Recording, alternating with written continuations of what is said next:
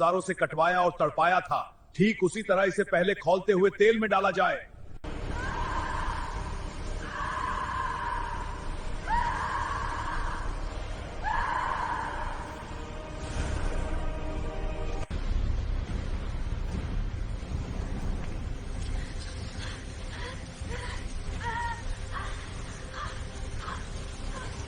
गरुड़ पुराण कहता है कि जो हाथ एक अजन्मे प्राण को खत्म करते हैं, यमराज उन्हें उस नरक में फेंकते हैं जहां की आग युगों युगों तक नहीं बुझती।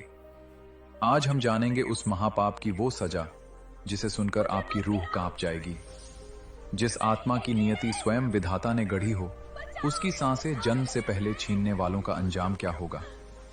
कोख, जो सृष्टि का सबसे पवित्र मंदिर है, जब उसे ही स्वार्थ का कसाई खाना बना दिया जाता है तो ब्रह्मांड की कोई शक्ति उस पाप को क्षमा नहीं करती। उस मासूम की मौन चीख भले ही दुनिया न सुने, पर वो सीधे ईश्वर के हृदय को चीर देती है। क्या विधाता के विधान को इतनी बेरहमी से कुचलने वालों का अंत कभी सुखद हो सकता है? ये सवाल आज भी मानवता के सामने एक गहरी चुनौती बनकर खड़ा है।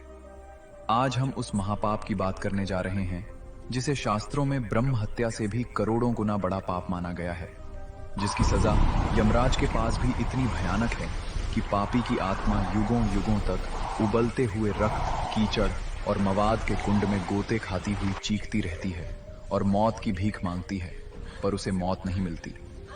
भ्रूण हत्या यानी एक अजन्मे बच्चे की हत्या, एक ऐसा कलंक जो पीढ़ियों को भस्म कर देता है। आइए चलते हैं उस परम ज्ञान की ओर जो स्वयं भगवान नारायण ने अपने वाहन गरुड़ और देवर्षि नारद को दिया था। एक बार तीनों लोकों का हाल जानने वाले देवर्षि नारद ब्रह्मांड का भ्रमण करते हुए श्री हरि के धाम वैकुंठ पहुंचे। उनके मुख पर हमेशा रहने वाली वह सौम्य मुस्कान जो नारायण नारायण का जाप करते ही खिल उठती थी, आज पूरी तरह से गायब थी।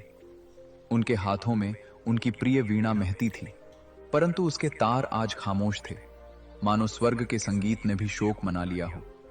उन्होंने दूर से ही देखा कि क्षीर सागर में शेषनाग की शैया पर विराजमान भगवान श्री कृष्ण अत्यंत क्रोध की मुद्रा में थे।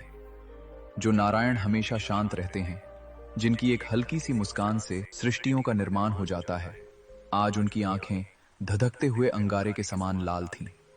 ऐसा प्रतीत हो रहा था जैसे संपूर्ण सृष्टि भगवान के इस प्रलयनकारी क्रोध से सहम गई हो, जैसे महाविनाश का समय आ गया हो। नारद जी ने यह अद्भुत दृश्य देखा तो उनके कदम भी ठिठक गए, परंतु चराचर जगत के कल्याण हेतु उन्होंने कांपते हुए पास जाकर हाथ जोड़कर साष्टांग प्रणाम किया। नारद जी बोले, प्रभु, आपके इस रौद्र रूप का क्या कारण है? मैंने तो आपको बड़े बड़े महादैत्यों का वध करते समय भी इतना क्रोधित नहीं देखा। वैकुंठ, जहां हमेशा परम शांति, प्रेम और आनंद का वास होता है, वहां आज ऐसी उदासी और भयानक क्रोध क्यों छाया है? पाताल लोक से लेकर मृत्यु लोक तक ऐसी कौन सी भयंकर घटना घटी है जिसने स्वयं जगत पालक नारायण का आसन हिला दिया है? कृपया मेरे मन की इस दुविधा को शांत करें। श्री कृष्ण ने एक गहरी सांस ली और अत्यंत भारी स्वर में बोले, हे देवर्षि, धरती पर मनुष्य ने अपनी क्रूरता की सारी सीमाएं लांघ दी हैं। एक ऐसा पाप निरंतर हो रहा है जिसका प्रायश्चित किसी भी पवित्र तीर्थ स्थान में स्नान करने से नहीं हो सकता। बड़े से बड़ा महायज्ञ भी इस पाप को